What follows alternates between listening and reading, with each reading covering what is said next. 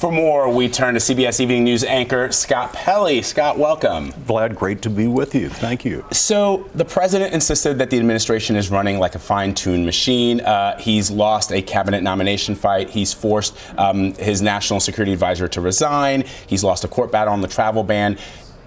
The evening news, the CBS Evening News, people have remarked that in the lead to the evening news, you've pointed out some of these inconsistencies.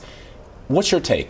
Well, not just inconsistencies, Vlad. When the president says things that are just wrong, that are empirically untrue, it's our job, whoever the president is, President Obama, President Bush, President Clinton, it is our job, as you two well know, to help the audience understand what the president is saying and how it compares to the facts. So I think that's very important. But, you know, we were watching the news conference yesterday, and it occurred to me, he's not mad at the media.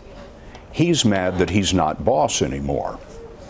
Every president comes into office and he's suddenly beholden to the people, to the Congress, to the courts.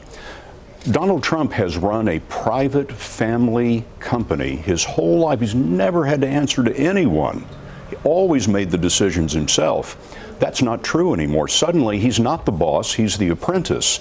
And I think that is what we saw yesterday, was his frustration with all of these constraints on every president. Can we talk about the evolving situation with Flynn? Before this press conference started, I seemed pretty clear about how things unfolded with him. And then things got more confusing the more the president spoke. Press conferences usually offer an opportunity for a president to offer clarity, guidance, give us a path as to where we're going. It didn't happen during this press conference. Do you think that was deliberate, though? Well, I don't think it was deliberate. No, I think the president was doing what he does. He was falling back yesterday on the talents that have brought him where he is. And a lot of that is exaggeration and bombast and making things up as he goes. We got multiple answers on Flynn yesterday, and I think he was just coming up with them as they went. The Flynn situation is confusing.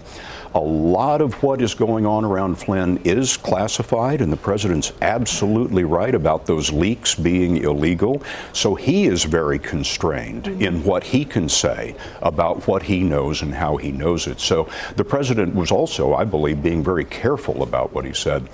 But in the idea of inconsistencies, like you said, Vlad, when the president said yesterday, well, the leaks are real, but the news about them is fake, that kind of tells you what kind of territory we're plowing through here. Yeah, because I don't think that both of those things can be true at the same time. Exactly. But it's interesting, Scott. Journalists have been under fire in this country, especially over the course of this past election.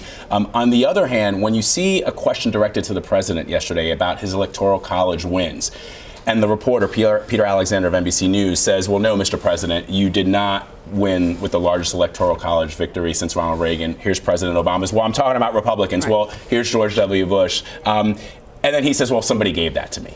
And then he says, I inherited the mess that this country is in. It almost sounds as if he's passing the buck. And why is he continuously, and the question finally was, you keep saying these things, why should the American people trust you if you, on something this simple, you're being inaccurate? Remember Harry Truman's sign on his desk, the buck stops here, right? Well, the buck is getting passed a lot. But you know, what we're seeing right now reminds me of something that Truman said about his successor, Dwight Eisenhower.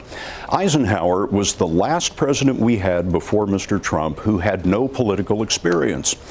And Truman said, poor Ike, he's going to say, do this and do that, and nothing is going to happen. It won't be a bit like the Army. Well, Donald Trump's Army was his private family company.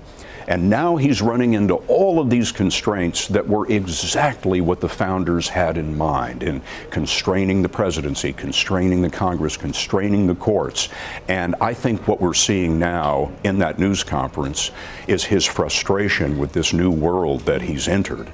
And that's why he's getting out of town. He's having a big rally, a big campaign rally in Florida. That's where he's comfortable and unconstrained. Right. Indeed. Absolutely. Scott Pelley, thank you so much for stopping by. Great to be with you. Thank you.